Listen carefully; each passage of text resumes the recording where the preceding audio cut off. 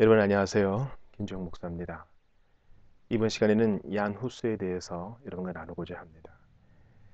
지금 이 강의를 아, 이제 촬영하는 때는 2016년 4월의 첫째 날입니다. 그런데 작년에 자비교회에서 얀 후스 순교 600주년을 기념해서 강좌를 한번 열었습니다. 그때 했던 것을 좀 되새기면서 여러분과 은혜를 나누기를 원해요. 얀 후스, 우리가 루터나 칼빈, 또 찌빙글리와 같은 쟁쟁한 개혁자들에 비해서 이 종교개혁에 초석을 놓은 분인데 잘 알지를 못합니다. 먼저 후수에 대한 강의를 준비하면서 하나님 말씀을 좀 봐야 되겠어요. 여호수아 4장 말씀인데요.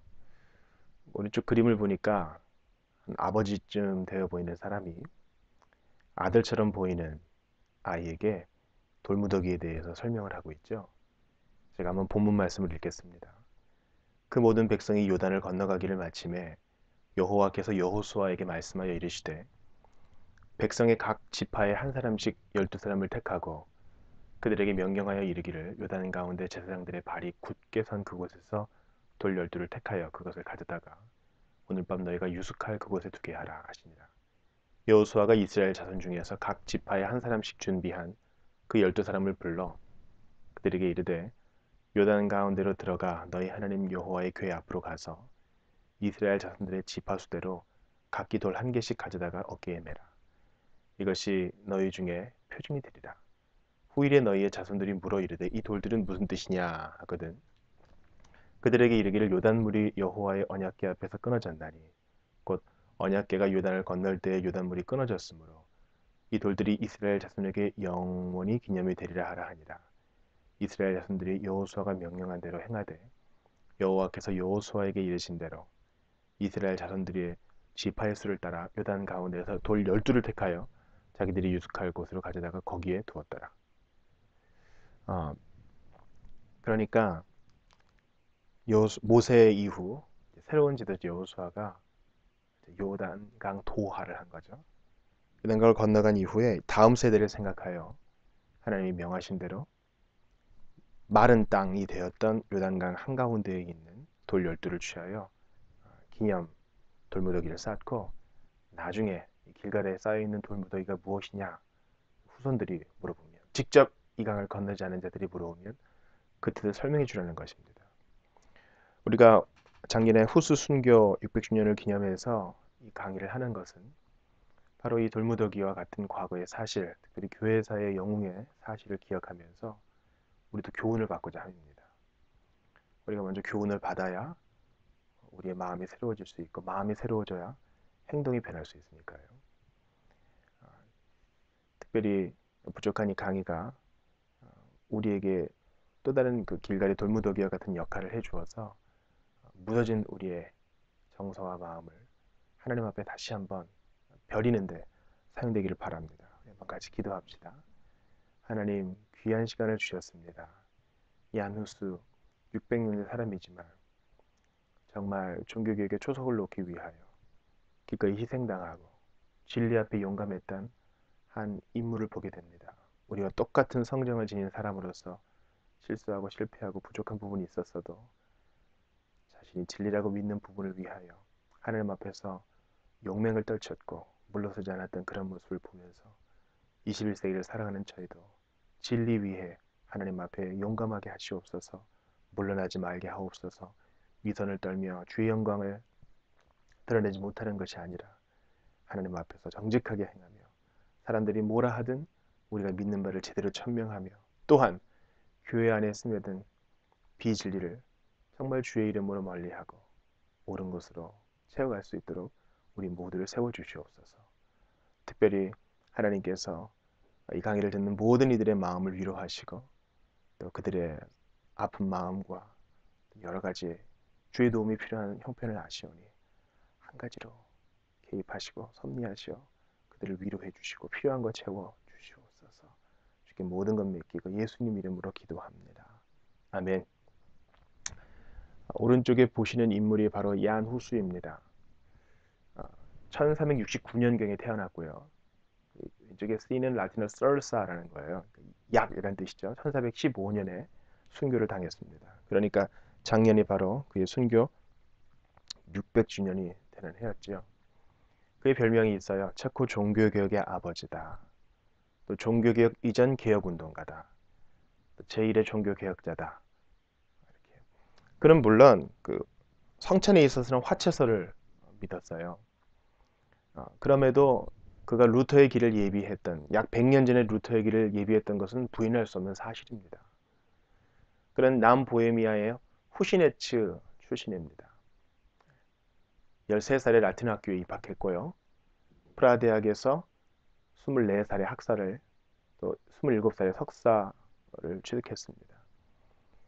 그러니까 당시에는 이렇게 일찍 라틴 학교에 입학해서 대학에 갈 사람은 일찍부터 공부를 한 것이죠. 그게 가능했고요.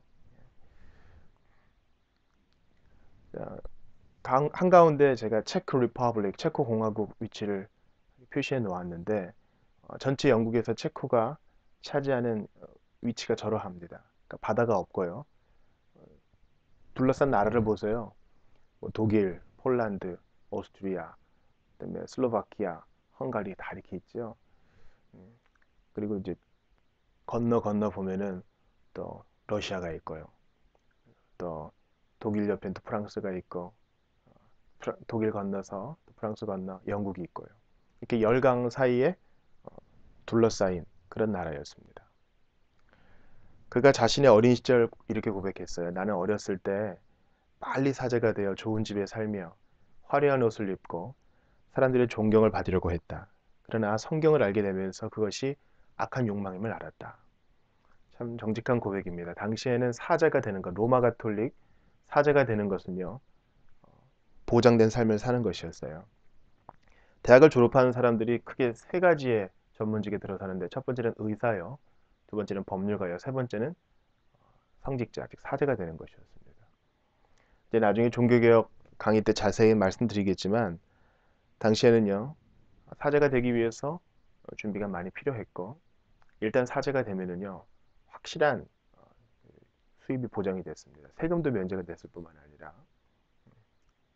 물론 이때만 해도 이제 서서히 종교개혁의 여명이 밝아오던 시기이기는 하지만 여전히 교황에게 로마의 권력이 집중되어 있고 힘이 집중되고 또 돈이 집중되는 그런 때였습니다. 이제 그가 자신의 제자에게 마르틴이라는 제자에게 이렇게 고백을 했어요. 자네도 잘 알듯이 나는 성직자가 되기 전에 체스 게임을 좋아하였고 시간을 허비했으며 그리고 자주 나 자신과 다른 사람에게 이 놀이로 화를 냈다네. 그러니까 뭐 성직자가 되기 전에 악한 성품을 갖고 있었다. 이 놀이 자체를 즐기는 게 아니라 화도 내면서 지나친 경쟁심을 불태웠다. 그렇게 얘기했죠. 자, 그가 영향을 받았던 데에는 바로 보헤미아의 앤 공주와 또 잉글랜드의 왕 리처드 2세의 혼인이 큰 영향을 미쳤어요. 왼쪽에 있는 사람이 리처드 2세고 오른쪽이 보헤미아의 앤입니다. 그러니까 국제 결혼이 된 것이고 그렇게 되면 어떻게 돼요? 나라 간의 교통이 활발해지죠. 그러면서 이제 그가 위클리프 영향을 받게 돼요. 후스는 1398년부터 가르치기 시작했고요. 2년 뒤에 사제로 서품 받습니다. 그러면서 이제 프라하 대학의 학장이 돼요. 1402년에요. 같은 해에 베들레헴 교회의 설교자가 되고 이때부터 위클리프 영향을 받는데 위클리프 영향을 어떻게 받느냐? 즉 그 나라의 체코의 공주와 보헤미아의 공주와 잉글랜드의 그 왕이 결혼을 하게 되니까 유학생들이 왔다 갔다 할 수 있게 된 거죠. 그러면서 잉글랜드의 위클리프의 책들이 들어오게 되고 그 책들이 번역이 되고 또 그 책들이 후스에게까지 영향을 미치게 된 것이죠. 이제 후스에게 위클리프의 책을 가져준 사람도 후스 이후에 또 화형을 당합니다. 1409년에 프라하 대학의 총장이 됩니다. 이제 후스는 위클리프가 쓴 그 라틴어 책을 그대로 읽었을 거예요. 번역보다는. 자, 이렇게 대학에서 승승장구합니다. 이 왼쪽에 보는 인물이 바로 위클리프입니다. 종교개혁의 샛별이라는 변명을 가지고 있죠. 참 이분도 까딱하면 크게 신문받고 화형까지 갈 수 있었는데 그가 외쳤던 참 급진적인 주장을 해요. 그런데도 수를 누릴 수 있었던 것은요. 그 고위직, 그러니까 돈이 있는 사람들, 힘이 있는 사람들이 위클리프 편을 들어줬어요. 왜냐면 위클리프가 그들의 가려운 부분을 긁어준 거거든요. 옥스퍼드 대학의 교수입니다. 그러니까 옥스퍼드 대학의 유학원 보헤미아 사람들이 위클리프에게 영향을 받아 본국으로 돌아가 종교개혁의 사상들을 전파하기 시작한 것이죠. 교황권에 대항합니다. 왕권 강화에 협력합니다. 그러니까 그가 성경적으로 교황은 적그리스도다. 교황에 대한 성경적 근거가 없다는 것은 반대급부로 교황에게 시중 들고 교황의 권위 아래에 있던 왕권과 힘이 있는 자들에게 오히려 이득이 된 것이에요. 그의 주장이 상당히 급진적이에요. 교회는 선택받은 자들의 총수로 구성되어 있다. 이것은 오늘날 당연하게 여겨지는 교회론이지만 당시에는 어때요? 교회는 뭐예요? 그 지역 사람 전부예요. 나면서부터 유아 세례를 받으니까 거듭남이나 회심에 대한 설교를 많이 못 들어보고 그저 교회에 출석하는 것, 또 교회의 성례에 참여하는 것이 그들이 신앙생활의 전부가 되어버린 것이죠. 그러나 교회는 선택받은 자들의 총수, 그러니까 이제 보이지 않는 교회에 대해 얘기한 것이죠. 타락한 교황은 마귀의 수석 대리인이고 사제들은 강도며 수도원은 도둑들의 소굴이다. 처음에 좋은 취지로 시작한 수도원도 많은 사람들이 죽어가면서 유산을 수도원에 맡기거든요. 기부하죠. 그 재산이 들어가면서 어떤 좋은 단체든 여러분 규모가 커지고 돈이 많아질수록 타락하게 돼 있어요. 그 처음 순수함을 지키는 거 어려워요. 사제들도 마찬가지고요. 그 백성들은 아주 비참하게 살았거든요.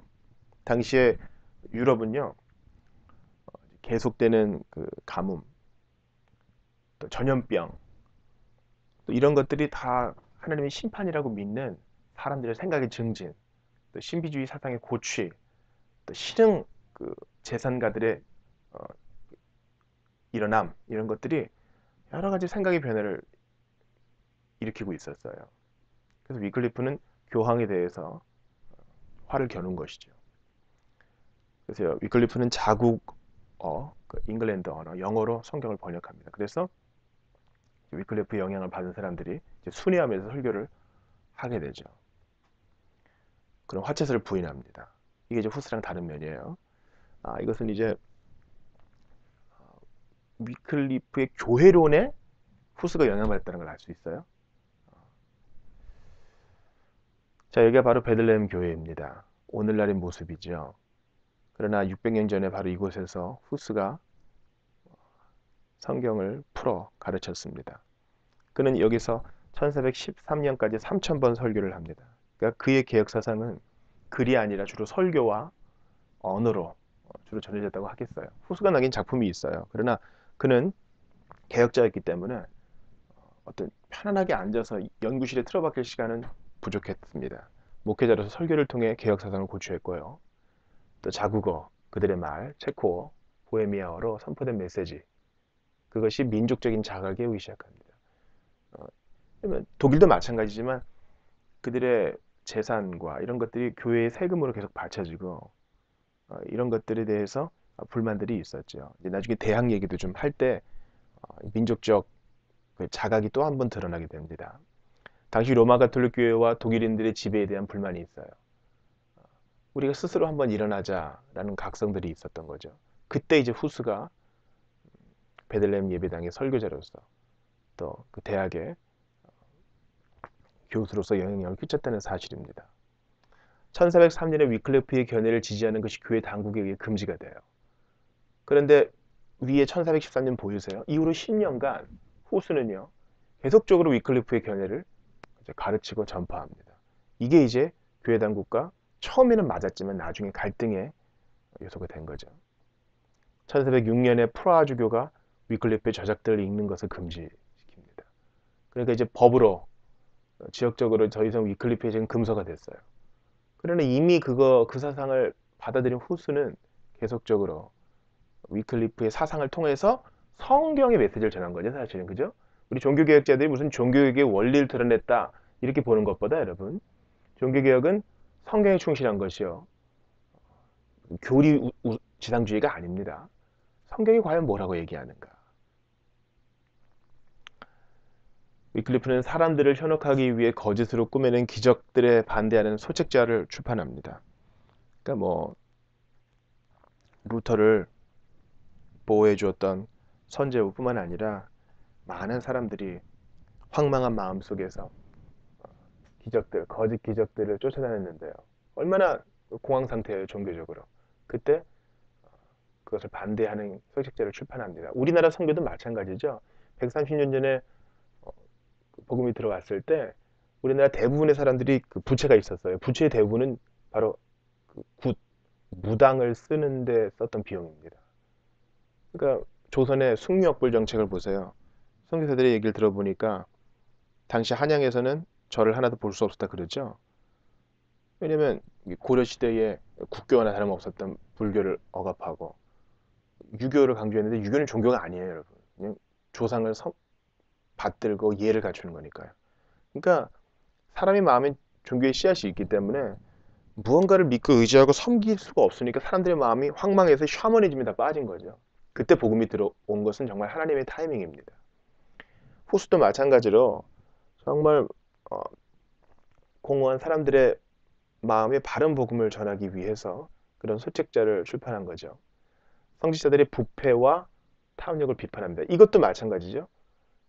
그러니까 위클리프가 잉글랜드에서 한 거를 후스는 보헤미아에서 한 거예요. 그러니까 위클리프가 국왕과 힘 있는 자들의 지지를 얻었던 것처럼 후스도 국왕 벤체슬라우스의 지원을 받습니다. 처음에는 그랬어요. 성도들의 영적 각성을 촉구합니다. 그래서 체코, 대단한 거예요. 당시에는 라틴어로 찬송해야 됐었어요. 오늘날 보수적인 로마 가톨릭은 그렇게 하지 않지만요. 체코 우리말로 찬송해야 은혜가 되지. 또 매일 미사, 매일 예배를 드리고 성도들의 성찬을 참여합니다. 성도들의 성찬은요, 당시 로마 가톨릭 교회의 성찬은 성찬을 한다 그래도 이종 성찬을 안 하고 하나만 했습니다. 왜냐하면 포도주를 안 주는 이유는 이 사제가, 신부가 이것을 축성하게 되면 실제로 그리스도의 몸이 되는 거예요. 그죠? 실제로 그리스도의 몸이 되죠. 근데 그것을 성도가 쏟으면 어떻게 돼요? 이건 죄를 범한 것이 되고 주워 담을 수도 없는 거잖아요. 성도들은 무지몽매하게 그것을 쏟을 수 있으니 떡만 주는 겁니다. 그것도 먹여주는 것이죠. 그는 1404년, 5년, 7년 이 총회 설교를 통해서 성직자들의 도덕적 개혁을 촉구합니다. 그러니까 어딜 가나 뭐 잉글랜드나 보헤미아나 다 성직자들이 도덕적으로 해이해져 있었고 죄를 짓고 있었던 것이죠. 사람들이 또 암암리에 다 알고 있을 거예요. 또 이 후스의 개혁운동은 꾸트나호라 칙령으로 사역의 절정에 오릅니다. 그러니까 국왕이 체코인 교수들의 편을 들어준 거예요. 그러니까 어떤 의결을 할 때 체코계 교수들에게는 대학에서 후스가 몸담고 있는 대학에서 체코인 교수에게는 3표를 주었어요. 그리고 독일인 교수에게 1표를 주고. 그러니까 이제 불공평하다라고 이제 비체코계 교수들이 비보헤미아계 교수들이 들고 일어났지만 결국 교황은 체코인 교수들의 손을 들어줍니다. 그래서 꾸트나호라 칙령이 바로 그것이에요. 이렇게 되니까 이제 비보헤미아계 교수들이 다시 나와서 새로운 대학에 들어가게 됩니다. 이러면서 이제 대학도 이제 보헤미아계 사람들이 포진하게 되니까 후스의 개혁운동이 불길을 타게 된 것이죠. 1410년 교황은 주교에게 설교 금지권을 수여하고요. 주교는 후스의 설교를 금지시킵니다.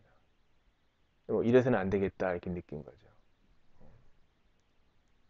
교황이 이제 개입하기 시작한 거예요. 그가 이렇게 말합니다. 후스가 나의 목적은 하나님이 내게 알려주신 진리, 특별히 거룩한 성경의 진리를 죽기까지 지키는 것이라고 고백한다. 왜냐하면 진리는 영원히 전능하게 서 있으며 영원히 전능하게 남아있기 때문이다. 그는 이제 성경에 헌신한 사람이었기 때문에 영원히 전능하고 또 영원히 전능하게 남아있고 서 있는 이 진리에 헌신하겠다는 의지를 표명합니다. 그러니까 아마 그의 죽음을 직감했을지도 몰라요. 진리 위에 죽겠다라는 의지가 있었을지도 모르죠. 프라하 대주교는 교황의 지시에 따라 위클리프의 저서들을 불태웁니다. 국왕이 그를 처음에 비호해 주었지만 아직까지 사람들의 사상은 뭐예요? 그래도 교황은 베드로의 그죠? 직계 후손이고 대리자이고 교회의 대표이다.